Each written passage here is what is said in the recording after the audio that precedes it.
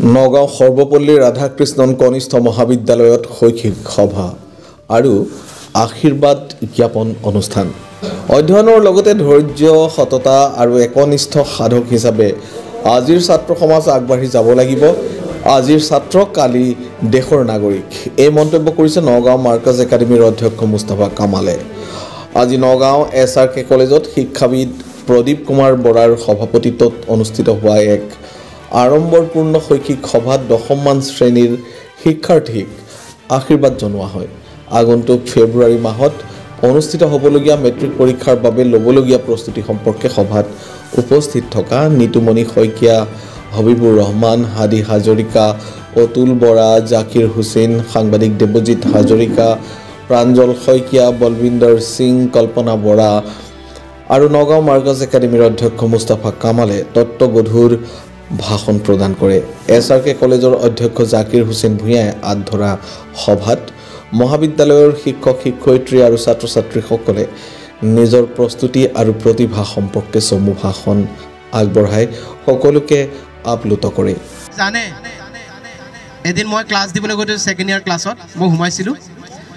কোনোবা এজন গাৰ্জেন আহোঁতে মই চাইছোঁ 12 মিনিট দেৰি হৈ গ'ল। মই ক্লাছটো কৰাইছোঁ, কিন্তু ক্লাছটো কৰাওঁতে মই কি কৰিছোঁ যে মোৰ ক্লাছটোত মোৰ 45 মিনিট ক্লাছ নহ'ব। এইটো আমি কি পাম, তুমি কি নোট লিখিছা, তোমাৰ পৰা গোটেই নোটখিনি লৈ ল'ব, লয় নাই বাৰু? হা, কিন্তু ছোৱালীজনীক যেতিয়া ফোন কৰিবা তেতিয়া ক'বা ৰখা মা আছে, এই ঘৰত মা আছে দেই, মই আজি অমুকত যাম। মেক্সিমাম তেনেকৈ হয়। তোৰে চবেই চবকে ফাঁকি দিয়ে, কিন্তু ল'ৰাখিনিহে মক্কে লৈ থাকে। থাকে নাই? থাকে, বহুত ল'ৰা থাকে, হয় নহয়? গতিকে মই এইটো এটা হেৰি কাৰণেহে কৈছোঁ। মই তাৰমানে তোমালোকৰ কথাটো হৈছে, চোৱা, ছোৱালীখিনিকো কওঁ, ল'ৰাখিনিকো কওঁ, আজি তোমালোকৰ 1.5 মাহ আছে হাতত, 1 মাহ বেছি দিন নাই। এই মাহটোত তোমালোকে যদি মেট্ৰিকটো পাছ কৰা বা হায়াৰ ছেকেণ্ডেৰী যদি ভাল ৰিজাল্ট লৈ পাছ কৰা, আশীৰ্বাদ দিব বিচাৰিছোঁ।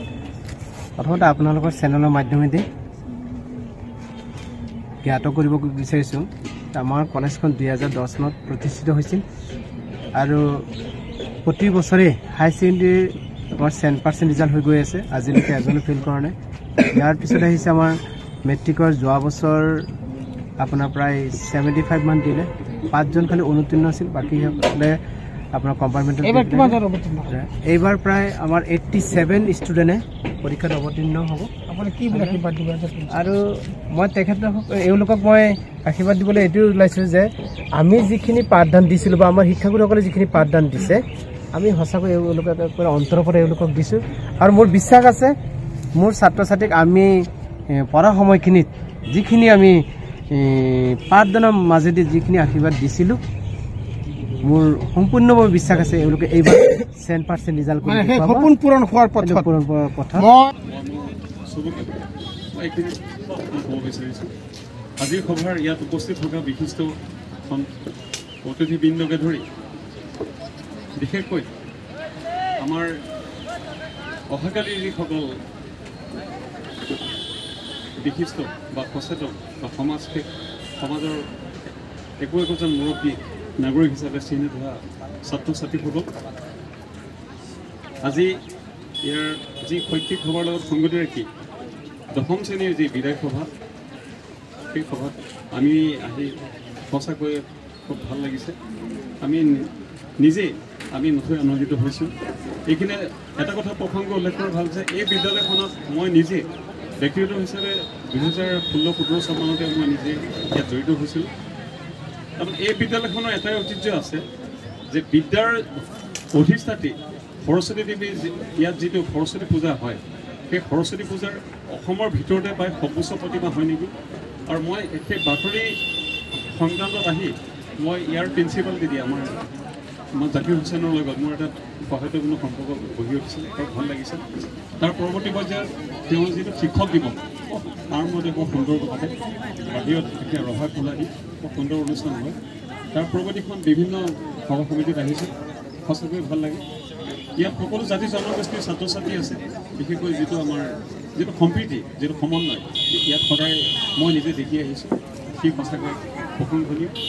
ছাত্ৰ ছাত্ৰীসকলক মই এটাই ক'ব বিচাৰিছোঁ যে সফলতাৰ চমু পথ নাই। তোমালোকে আগন্তুক হাইস্কুল বা হাই ছেকেণ্ডেৰী শিক্ষান্ত পৰীক্ষাত উত্তীৰ্ণ হ'ব, গতিকে প্ৰতিজন ছাত্ৰ ছাত্ৰীয়ে কিন্তু এটা ভাল ফলাফল কৰিব হ'লে কঠোৰ তপস্যা বা সাধনা কৰিব লাগিব তাৰমানে খুব নিয়াৰিকৈ নিখুঁতভাৱে অধ্যয়ন কৰিলেহে কিবা এটা বিষয়ত তোমালোকে সফলতাৰ যিটো চাবি কাঠি হাতত পাবা গতিকে বৰ বেছি মই ভাল ক'ব বিচৰা নাই গতিকে তোমালোকলৈ